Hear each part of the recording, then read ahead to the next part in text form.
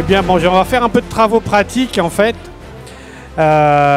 qui s'appuient sur les informations qui sont données tout à la fin de cette vidéo, sur ce qui s'appelle le générateur de frill.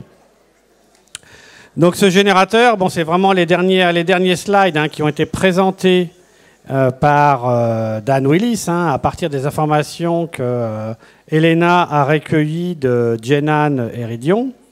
Et je me suis retrouvé à travailler avec Dan Willis, un peu par hasard. Donc ça fait 2 ans. Donc là, les discussions entre Dan Willis, Elena, Jenan datent de avril 2022, donc au plus de 3 ans. Et bon, moi, c'est quelque part vers juin 2023, donc un peu plus d'1 an plus tard, que Dan Willis m'a proposé de travailler dans l'équipe où à l'époque, il cherchait à constituer 2 équipes de 2 chercheurs. J'étais dans l'équipe A avec un autre chercheur, il y avait une équipe B. Bon, l'un des chercheurs de l'équipe A a rapidement laissé tomber.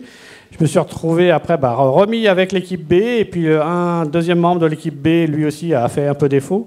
Donc on a fait, et après on n'était plus que 2, Kent, mon collègue électronicien, et moi. Donc voilà, donc ça a été le début des informations reçues donc en avril, c'est la vidéo fondatrice, avril 2022, sur ce premier cours autour de la physique des cristaux, qu'avait commencé à découvrir Marcel Vogel et qui a été confirmé, enrichi par Jenan et Ridion, grâce, et puis après avec Elena qui a servi de relais pour avoir toutes ces informations et échanger toutes ces informations.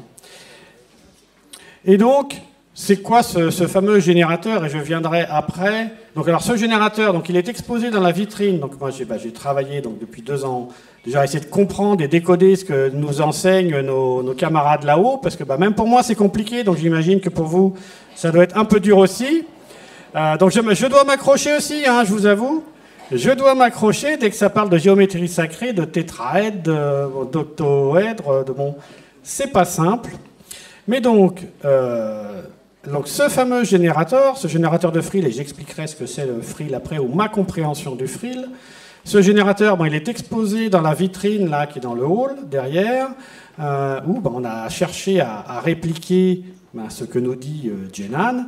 Et après, toute la problématique, c'est de savoir, mais est-ce que c'est sensible comme un violon et il faut entrer en résonance avec l'univers, ou alors est-ce qu'on met ça, on branche ça et puis ça marche? Eh bien non, c'est pas simple. C'est effectivement, là on cherche à faire un Stradivarius. Donc toute la difficulté, c'est de savoir après, est-ce que notre Stradivarius ou notre générateur de frill, il est bien réglé, sachant qu'on est l'humain moyen, ou moi en particulier, je ne suis pas spécialement sensible à cette énergie. Donc parmi vous, j'imagine qu'il y a plein de gens, des énergéticiens, thérapeutes, qui eux sont sensibles à cette énergie. Mais toute la difficulté qu'on a, c'est moi, ingénieur à la base, sans une sensibilité particulière, je cherche d'abord, ou j'aimerais réussir à mesurer d'une manière un peu déterministe, pour savoir si l'appareil est bien réglé. Parce que cet appareil, donc il faut avoir un cristal. Ce qui est très important, c'est ce cristal taillé avec les pointes en haut et en bas. Donc la pointe en haut à 60 degrés, la pointe en bas à 51 degrés, 84. Et ce cristal, on va l'entourer de 2 bobines, un fil d'argent, un fil de cuivre, qui sont croisés, donc chacun sont inclinés à 45 degrés. Et puis, dans les bobines, on va envoyer des petites impulsions. Donc ça, c'est ce que nous a appris Jenan. Des petites impulsions avec la fréquence de 4096 Hz, qui est une fréquence applicable à tous les cristaux de quartz. Et puis, il faut envoyer des impulsions entre 20 volts et 60 volts, mais il faut y aller progressivement, doucement. Alors, moi, j'ai mis des paliers à 20 volts, 46 volts, 60 volts. Et après, on envoie des impulsions, mais c'est des impulsions très très brèves. Pareil, là, c'est environ 1 microseconde, mais on ne sait pas quelle est la bonne valeur. C'est comme vous cherchez à régler votre instrument de musique, il va falloir trouver la bonne valeur. Et puis, ces impulsions, elles doivent être décalées d'une demi-période. Et puis, on essaie de mettre... Il y a un comprimé à trouver entre le fil qu'on utilise, parce que il faut que le fil soit pas trop fin, mais il ne faut pas qu'il soit trop gros non plus, parce que plus il est gros, moins on va pouvoir faire de tours, parce qu'il faut garder de l'espace entre les fils, c'est important. Donc on voit que pour fabriquer c'est cet instrument qui va entrer en résonance avec l'univers donc avec la géométrie de l'univers, eh bien, il y a des points très importants, c'est le sens du bobinage, parce qu'il y a un bobinage dans un sens, un bobinage dans l'autre, et selon le sens dans lequel on regarde, par le haut, par le bas, on ne se comprend pas entre ce qui est le sens des aiguilles d'une montre, le sens inverse. On n'était jamais d'accord parce que chacun imagine ou regarde dans un sens. Bon. Ce qui était très important aussi, c'est la pureté des fils. Il faut de l'argent à 99,9%, du cuivre pareil. Très important, l'appareil doit être connecté à la Terre dans toute cette énergie éthérique. La connexion à la Terre est très importante, c'est ce qu'avait déjà trouvé Nikola Tesla à la fin du 19e. Donc il faut que les fils, il faut que ça respire, il faut de l'espace entre les fils. Il faut que les bobines soient au plus près du cristal, mais il ne faut pas le toucher. Il faut aussi des trains d'impulsion, mais il faut que le cristal respire, et donc il faut des pauses. Bon, il faut éclairer le cristal, mais c'est pareil, on ne sait pas quel est le bon éclairage, la bonne fréquence, la bonne longueur d'onde. Jenan nous dit aussi c'est très important d'avoir de l'eau à proximité. Donc cet appareil, il est surtout utilisé dans un premier temps pour bonifier l'eau, pour énergiser l'eau, pour donner à l'eau des vertus, des vertus thérapeutiques ou de l'énergie vitale. Donc c'est la première application qu'on cherche à faire, c'est déjà que cet appareil apporte de l'énergie vitale à l'eau et que l'eau après on la boit et elle est, donc pour tous les organismes vivants, elle est censée avoir des effets bénéfiques. Et effets bénéfiques qu'on cherche à prouver aussi.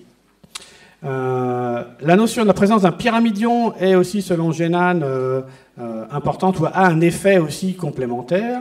Mais où ça se complique, c'est que même si on a notre instrument qui est bien réglé, dans cette science pléiadienne, la conscience est un élément capital pour que le cristal veuille bien activer le frill, activer son vortex. Donc la conscience de l'opérateur, la conscience de celui qui fabrique l'appareil, la conscience est quelque chose qui est fondamental pour avoir un appareil opérationnel. Donc ça, c'est de la technologie qu'il faut qu'on comprenne, ou même des mécanismes qu'il faut qu'on comprenne. Et un autre point important aussi, c'est que si vraiment il marche trop bien, le cristal va se charger en frill, mais il ne faut pas atteindre, il ne faut pas le saturer, parce que là, il peut exploser dans un flash de lumière, et là, c'est pas bon du tout. C'est parce que c'est une énergie extrêmement puissante, c'est l'énergie de l'univers. Donc ça, faut pas. Bon, voilà.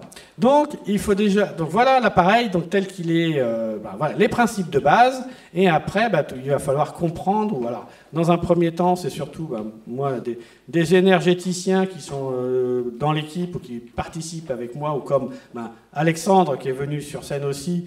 Là, en quelques semaines, il nous fait faire des progrès énormes parce que lui, il a cette sensibilité de ressentir les énergies, ressentir les champs d'information, ressentir les champs de torsion, et donc là, il dit non, là, c'est pas bien réglé, c'est mal réglé, donc c'est plutôt... Donc ça, grâce à lui, merci Alexandre, merci infiniment Alexandre pour l'énorme travail et les énormes progrès que tu nous fais faire. Et donc cet appareil, il avait été présenté il y a 2 ans, à Orlando, à une conférence GESIC, la 2e conférence. Donc ça, c'était en 2023, octobre 2023. Donc voilà, il y a Dan Willis qui était sur scène avec Kent Noonan, un ingénieur électronicien, donc le gars de l'équipe B qui était resté, et puis moi, sur scène au GESIC à Orlando. Et puis, donc on avait présenté, vous voyez là, le premier prototype, alors c'est pas gros, le premier prototype qui est devant l'oscilloscope, là, sur le manche debout. Donc c'était le premier prototype présenté au monde, donc d'après cette science pléiadienne. Alors après, Jenan nous parlait de frill, mais nous on était là, mais c'est quoi le frill? Qu'est-ce que c'est que ça? Et puis il y avait effectivement cette fameuse photo que aussi on a vu passer dans la présentation de Dan Willis, où on voit cette double spirale, et donc on comprend que ce fameux champ de torsion, donc moi j'avais toujours une difficulté, certains parlaient d'ondes scalaires, et puis les Russes, la culture russe nous parle de champ de torsion, donc toute la difficulté c'était, c'est quoi certains parlent d'ondes scalaires, d'autres parlent de champ de torsion, est-ce que c'est pareil, est-ce que c'est différent? Donc on se grattait la tête, moi surtout, pour tenter de comprendre, c'est quoi la différence? Et surtout que Jenan nous disait, donc on lui avait posé la question à Jenan, alors ça paraît fabuleux, donc on discute quand même avec un extraterrestre qui est sur Mars. Je ne sais pas si vous imaginez ça fait quand même bizarre, quoi. Donc c'est par mail interposé. Moi, j'envoie mes questions à Dan Willis, qui les envoie à Elena, qui les envoie après à Jenan, et puis on reçoit les réponses. Mais franchement, à qui on peut raconter ça, quoi? C'est quand même compliqué. C'est quand même compliqué d'aller dire ouais, je discute avec un gars qui bosse sur Mars. Bon. Et donc on lui a posé la question, mais pouvez-vous donner pouvez-vous donner une définition détaillée de ce que c'est le frill? Et donc on nous dit oui, le frill c'est une énergie qui est créée à partir des ondes de gravité, donc qui sont dans l'éther. Mais donc ces ondes de gravité, c'est ce que j'avais expliqué hier. Donc l'éther converge dans la planète et après ça va se collisionner, ça va finir en ondes de compression. Donc c'est ce qu'ils appellent ces ondes de gravité, qui sont ces ondes de compression. Mais c'est pas encore le frill. Le frill, ça va être une conséquence. Et donc, ces ondes de gravité sont nommées des ondes de... Oui, ces ondes de gravité sont aussi nommées des ondes de compression. Donc, je traduis le paragraphe blanc. Ces ondes peuvent être créées par la gravité ou par un pulse scalaire. Alors, donc, le scalaire, ça veut dire précisément, ça dépend que d'un seul paramètre, comme la pression, la température. Voilà, c'est une onde qui ne dépend que d'un seul paramètre. Et ici, le paramètre, c'est la pression. Et donc ce pulse scalaire, ça peut être par des bobines, ça peut être par la conscience aussi, par le cerveau. Et donc il faut un pulse suffisamment puissant et constant, et vous apprendrez que la conscience peut produire des ondes scalaires et générer du frill. Donc je ne parle pas, donc ce ne sont pas des ondes électriques, c'est pas les ondes hertziennes classiques, hein, c'est ce nouveau type d'ondes que j'ai expliqué hier, ces ondes scalaires. C'est comme des ondes sonores, mais appliquées à l'éther, donc c'est des ondes électriques, des ondes de compression électrique dans le vide. Et donc même si il y a les ondes classiques hertziennes, des ondes du cerveau électriques donc peuvent être efficaces, mais ce ne sont pas les ondes scalaires, là on parle vraiment des ondes générées par la conscience. Et donc le frill peut être présent partout dans le multivers, et il est efficace quand il est activé par un pulse. Donc c'est ce que fait cet appareil, il ne fait qu'envoyer des pulses. Mais la conscience, je disais, joue un rôle aussi important. Et donc, et après, notre problématique, c'était mais comment on va détecter ce qu'on veut, c'est comment on mesure ça? Parce que avant de savoir si l'appareil est bien réglé, nous, on aimerait bien, en tant qu'ingénieur, allumer un oscilloscope, mesurer une tension et mesurer quelque chose qui permette effectivement de trouver le bon point de réglage. Et donc, Jenan nous disait, oui, il peut y avoir des appareils de biophotonique, des appareils d'interférométrie laser, et vous pouvez aussi essayer de mesurer des modifications temporelles.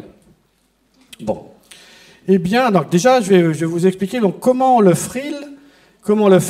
onde scalaire fabrique du frill. Donc j'ai compris en fait que le frill, c'est quand deux ondes scalaires vont interférer. Donc là, on va voir, j'ai une petite animation qui va montrer une onde de compression qui va aller de gauche à droite. Donc là, vous avez une onde de compression qui va de gauche à droite. D'accord? Ensuite, on va avoir une onde de compression qui va de bas en haut. Ou de haut en bas, je ne sais plus. De bas en haut. Donc là, il y a une onde, là maintenant, c'est une onde de compression qui va de bas en haut. Mais quand on met les deux ensemble, eh bien, et on a deux coins, ça tourne, on voit que ça va tourner dans le coin en bas à droite et en haut à gauche. Il se produit deux petits vortex. Et les deux autres coins, il ne se passe pas grand-chose en fait. Bon, donc là, on a deux zones. On a deux zones où en fait l'air ou le vide, on va créer une torsion du vide. La combinaison de ces deux ondes, et donc cette torsion qu'on crée, cette zone de torsion qu'on crée dans le vide, eh bien pour moi, va permettre d'initier une tornade, une double tornade. Et donc c'est mon interprétation du frill, c'est qu'on arrive à injecter de l'énergie donc dans le vide, on va mettre l'éther en mouvement sous la forme de cette double spirale. Donc on va créer une double tornade d'éther dans le vide. Et l'intérêt de cette tornade, c'est qu'on peut accumuler de l'énergie pour la rendre de plus en plus puissante. Donc voilà, c'est mon interprétation du frill et ça colle bien avec du coup l'appellation champ de torsion des Russes.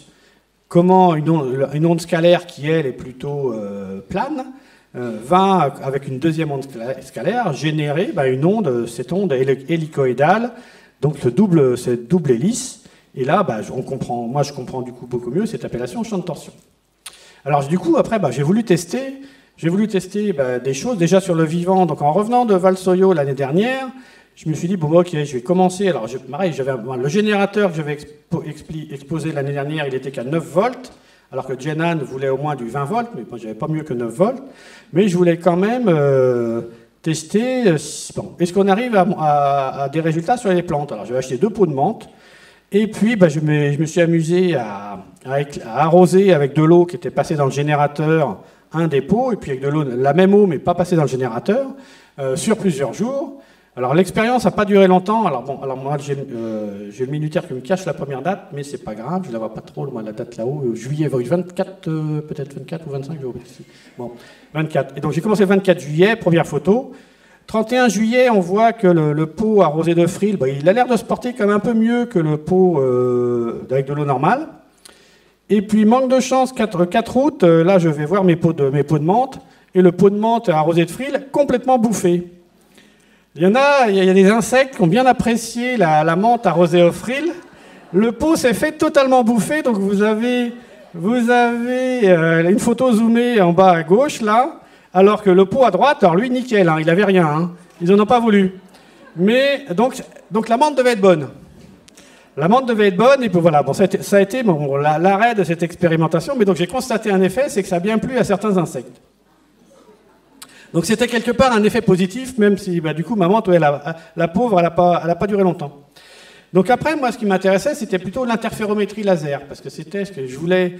Je suis attaché à la fameuse expérience de Michelson et Morley que j'ai présentée hier, et qui a été le début de l'erreur de la physique, ou qui avait été mal interprétée, où Michelson et Morley, donc avec un rayon lumineux coupé en deux, eh bien, avaient cherché à mesurer la vitesse du vent d'éther. Eh bien, j'ai recréé dans mon salon l'appareil, pareil, sur ma table de salon qui est tournante en plus. J'ai recréé un interféromètre de Michelson et Morley, et je me disais, ça serait quand même bien si l'appareil qui a été à l'origine, ou l'expérience qui a été à l'origine de la plus grande erreur de la physique, le même type d'appareil permettrait de redémontrer le contraire. Et donc, et je me suis dit, je voulais. Donc, vous avez un petit schéma du dispositif où il y a un laser qui va éclairer. Donc, le rayon laser va partir sur une lame qui va couper le rayon en deux. Ça va partir au fond, ça va revenir, et puis ça va partir à gauche, ça va revenir. Mais sur un des chemins, je vais mettre 4 générateurs et je vais tenter de modifier la vitesse de la lumière au-dessus des générateurs. Et après, on fait interférer ces 2 rayons, et selon les lois de l'optique, eh bien, on va voir des franges d'interférence. Donc en dessous, vous avez la photo sur la table de mon salon, avec 4 appareils, 4 générateurs allumés à pas loin de 100 volts. J'avais eu la main lourde. Bon, pas loin de 100 volts. Un laser vert sur la photo. Et puis après, j'ai une autre photo qui montre l'état du mur, ce qu'on voit sur le mur ou sur l'écran. Alors là, ça aurait dû être vert, hein, parce que normalement, les franges d'interférence sont de la couleur du laser qui me sert de rayon de mesure. Mais comme j'utilise différents lasers, le jour où j'ai fait la photo, c'était un laser rouge. Mais imaginez que ça serait, par rapport à la photo qui est à gauche, ça devrait être des franges vertes. Mais, donc là, on trouve cette notion de frange d'interférence, et il faut réussir à montrer maintenant un effet générateur allumé et générateur éteint, ce qu'on arrive à trouver, à montrer qu'il y a des différences flagrantes qui démontreraient que les cristaux ont un effet sur la vitesse de la lumière. Bon, j'ai pas réussi parce qu'en fait, j'ai découvert que les lasers, il faut vraiment des lasers très haut de gamme qui ont ce que s'appelle une longueur de cohérence, et les lasers pas chers, ne sont pas du tout compatibles avec ce genre de mesure, alors que Michelson et Morley, avec des lampes au sodium, arrivaient à le faire en 1887. Bon, donc c'est un peu dommage, mais du coup, alors j'ai acheté des lasers holographiques, mais j'ai pas encore eu le temps de les essayer, qui sont normalement censés être meilleurs là-dessus, mais une longueur de cohérence, pas beaucoup, de 1 mètre, et je sais pas trop si ça suffira.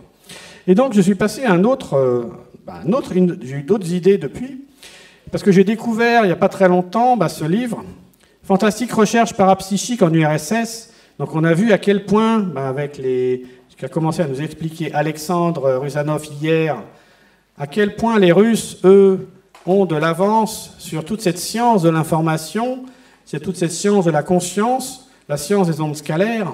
Et cette science, elle a été initiée en fait par un savant russe, Nikolai Kozyrev, et après donc toute une génération de physiciens. Et donc lui, il avait une théorie sur le temps Et il disait que le temps, c'était une énergie, c'était l'énergie vitale. Et donc pour lui, il associait le temps à l'énergie vitale, et il disait que le temps, c'était un champ de torsion. Et ce que nous dit Kozyrev, donc dans ce livre, il y a tout un chapitre sur les recherches de Kozyrev, mais ce que dit dans ce livre, c'est un livre qui date des années 70, 1970, et qui décrivait déjà toutes les recherches russes dans le domaine. Et donc, on retrouve une corrélation frappante entre la description du temps selon Nikolai Kozyrev et la description du frill selon Jenan. Et donc là, je me suis dit, mais est-ce que le temps et le frill, c'est la même chose? Parce que Elena nous dit que le temps est lié à un champ de gravité. S'il n'y a pas de champ de gravité, il n'y a pas de temps. Et le frill, c'est pareil. Donc, il y a énormément de points communs. Et donc là, maintenant, je travaille à démontrer, ou j'aimerais réussir à démontrer, à trouver une méthode de mesure qui s'appuie sur l'écoulement de sablier. Et donc là, si la gravité est modifiée ou si le temps est modifié, l'écoulement, la durée d'un sablier sera modifiée. Donc je passe, mais il faut faire, je fais énormément de mesures, je fais des milliers de mesures. Mais après, est-ce que mes appareils sont bien réglés? Est-ce que j'ai un rapport signal sur bruit suffisant? Donc j'ai des fois mes sabliers, une fois ça m'est arrivé, le sablier est allé quand même, un sablier s'est écoulé 10 secondes plus vite que la normale. Alors que d'habitude, il est très stable, à 2 secondes près, le sablier est très stable. Donc, au moins, il peut ralentir, mais il ne peut pas accélérer. Donc j'ai eu un cas d'accélération du sablier à 10 secondes. Bon. Donc, voilà maintenant les travaux que je mène pour démontrer, pour essayer de trouver une méthode de mesure qui ne soit pas qui soit scientifique et qui se passe de personnes sensibles. Parce qu'aujourd'hui, mes seules méthodes de mesure ou mes seuls points de mesure, ce sont grâce à des personnes qui sont sensibles à ça. C'est pour ça aussi que je vous ai demandé à tous ceux qui le souhaitent de donner leur ressenti sur l'appareil, sur l'eau qui est générée. Qu'est-ce que vous ressentez? Parce que moi, ça m'intéresse de voir qu'est-ce que l'appareil apporte et est-ce qu'il est bien réglé, comprendre les points importants. Donc voilà où on en est sur ce générateur de frill. Donc il y a beaucoup de personnes nous disent est-ce qu'on peut l'acheter, etc. Mais bon, pas encore, parce que avant de mettre ça en vente, on est déjà dans une phase de recherche pour comprendre les réglages, les points sensibles et démontrer que vraiment ça a un apport. Mais donc la problématique, il faut déjà réussir à déterminer les bons points de réglage pour après faire des mesures plus pertinentes sur des personnes. Mais donc il faut déjà être sûr de des réglages. Donc voilà où j'en suis sur ce fameux générateur de frill. Et donc un cas pratique de cette technologie, de cette science qui nous est transmise par les Pléiadiens, par Jenan Héridion et grâce à Elena Danaan. Donc tous mes remerciements à Elena, à Jenan, à Toran et à la Fédération Galactique.